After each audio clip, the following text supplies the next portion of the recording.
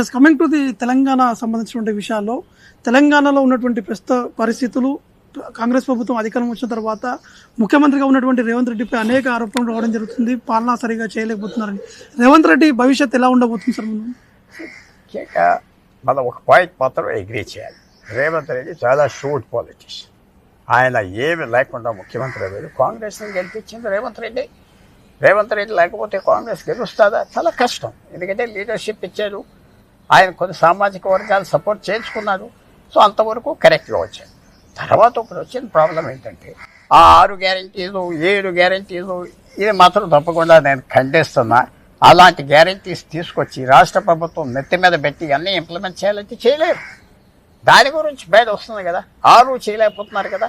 ఇక్కడ హైకమాండ్ ఆయనకి స్వతంత్రం ఇవ్వాలి, తగ్గించవలసిన తగ్గించాయి. అది చేస్తే రేవంత్ రెడ్డి గారికి మొదలు వెళ్ళిపోవచ్చు. ఎందుకంటే బాగా మేనేజ్ చేస్తాడు, ఎమ్మెల్యేలు మేనేజ్ చేస్తాడు, పాలిటిక్స్ మేనేజ్ చేస్తాడు, ఢిల్లీ కాంగ్రెస్ హైకమాండ్ చిన్న విషయం కాదు మేనేజ్ చేస్తాడు.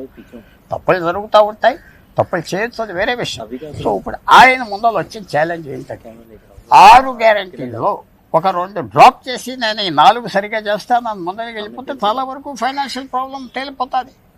న్యాచురల్గా ఇంకో పాయింట్ కూడా ఎప్పుడు నా వ్యూ ఏంటంటే క్యాబినెట్లో ఎక్కువ పొగిడిదారులు 1 or 2 ఎక్స్పర్ట్స్ కూడా ఉండాలి. ఎక్స్పర్ట్స్ అంటే వాళ్ళు ఏదో ప్రాబ్లమ్ సాల్వ్ చేసేవాళ్ళు ఉండాలి. 1 or 2 హెవీ వెయిట్స్ ఉండాలి. ఏది పొలిటికల్ హెవీ వెయిట్స్ పూర్వం నుంచి ఎమ్మెల్యేలు ఉన్నవాళ్ళు కాదు. అది లేకపోతే ఏడిపిస్తారు. ఎక్స్పర్ట్స్ కావాలి. 1-2 ఎక్స్పర్ట్స్ తీసుకొచ్చి పెడితే కొంచెం స్మూత్గా రన్నింగ్ అవుతుంది. బ్యూరోక్రసీని ఎలా హ్యాండిల్ చేయాలి తెలుసుకోవచ్చు. తప్పకుండా ఆయన ముందర వచ్చిన ఛాలెంజ్ ఈ 6 గ్యారెంటీస్లో ఒక 2 డ్రాప్ చేస్తే ప్రజలు కూడా ఆనందపడతారు. అన్నీ చేయలేనప్పుడు తప్పులేదు, నేను చేయలేకపోతున్నానని చెప్పి ముందరికి వెళ్ళాలి. కానీ ఇది ఇవ్వలేకపోతున్నా ఆయన చెప్తాం అనవసరం. సో ఆయనకి స్మూత్ సేలింగ్ ఇంకా 3-4 సంవత్సరాలు ఉన్నాయి. కొత్త టీం తెచ్చుకోవాలి, డైనమిక్ టీం తెచ్చుకోవాలి, కొత్త ఐడియాస్ తెచ్చుకోవాలి. పూర్వం ఏ ముఖ్యమంత్రి బాగా సక్సెస్ఫుల్గా చేశాడో అది కాపీ చేయాలి, కొత్త మోడల్ తీసుకురావాలి. తీసుకొస్తే ఆయన ఛాలెంజ్ ఫేస్ చేయాలి. ఎందుకంటే ఆయనకున్న చిన్న అదృష్టం ఆపోజిషన్ బీజేపీ, టీఆర్ఎస్ ఉన్నాయి. సో అది డివైడ్ అయిపోయి ఉన్నాయి. టీఆర్ఎస్ బీజేపీ ఎలక్షన్లో కలుస్తారని ఎవరు అనుకోవట్లేదు. అది కూడా ఆయన మేనేజ్ చేసుకోవచ్చు. కానీ పెద్ద ప్రశ్న ఏంటంటే ఆయన 6 గ్యారెంటీలో 2 డ్రాప్ చేస్తాడా, తగ్గిస్తాడా, అప్పుడు ధైర్యంగా ముందరికి వెళ్తాడా, అది ఆయన చేతిలో మాత్రం. ప్రస్తుతానికి ఉన్నటువంటి రాష్ట్రంలో ఆర్థిక పరిస్థితికి సంబంధించినటువంటి అంశాలపై మీ అభిప్రాయం ఏంటి సార్? మీరు ఏం చెప్తారు? ఆర్థిక వ్యవస్థ ఎప్పుడు సార్ట్ అవుట్ చేయవచ్చు, అది పెద్ద విషయం కాదు.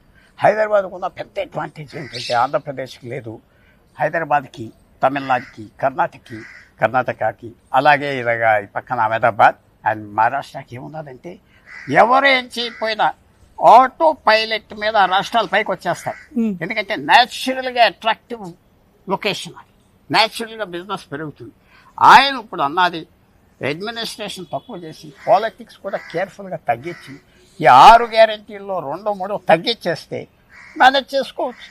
లేకపోతే ఎక్కువ ఖర్చు ఉండి ఆయనకి ఆదాయం లేకపోతే ఎలా చేస్తాడు? ఆయన తప్పు కాదు కదా. ఆయన హైకమాండ్ అయినా సలహా ఇవ్వాలి, హైకమాండ్ సలహా ఇవ్వాలి. తర్వాత ఎవరైతే మినిస్టర్లు ఫెయిల్ అయ్యారో వాళ్ళని తీసేయాలి. అది మాత్రం తప్పదు. ఎందుకంటే ఇదే వెళ్తే వీళ్ళే చేస్తారంటే 5 సంవత్సరాల తర్వాత మెలిగిపోతారు. ఒక పెద్ద ప్రాబ్లం ఏంటంటే భారతదేశంలో మంత్రిగా ఒకసారి జాయిన్ అయ్యాక అతను మేనేజ్ చేసుకుని స్కాండల్ లేకపోతే కంటిన్యూ అవుతారు. కానీ అతను ముంచేస్తున్నాడేమో ప్రభుత్వాన్ని, అది మనకు తెలియదు ముంచేసే వరకు. ఆ సెంట్రల్ గవర్నమెంట్లో కూడా అదే విధానం ఉన్నది. 12-11 సంవత్సరాలు బట్టి కొంతమంది మంత్రులు ఉన్నారు నరేంద్ర మోడీ గారి క్యాబినెట్లో, వాళ్ళనే రీషఫుల్ చేస్తే గవర్నమెంట్ మొదలుకి వెళ్తారు.